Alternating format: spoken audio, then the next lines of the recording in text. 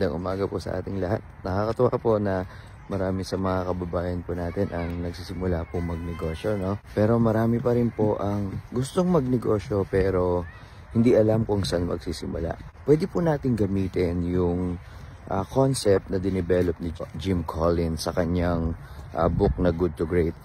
Though iba yung target nito, pero pwede natin gamitin sa pagninegosyo. May tatlong circle dito na sana ma-meet natin para pag-start ng negosyo. Unang circle, ano ba yung passion natin? Ano ba yung gusto nating gawing paulit-ulit na parang hindi tayo napapagod? So, pwede natin tignan yun sa sarili natin.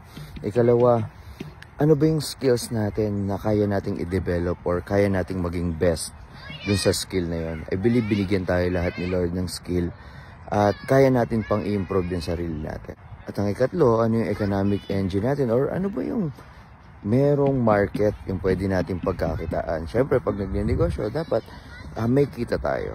So, kung itong tatlong to ay present sa atin, I think maganda dito tayo mag-start ng pagnenegosyo. Again, ano yung passion natin? Ano yung skill set natin? At ano yung pwedeng pagkakitaan? Maraming salamat po at naniniwala ako na lahat tayo uniquely created by God at kaya po natin gawin at simulan ang pagnenegosyo.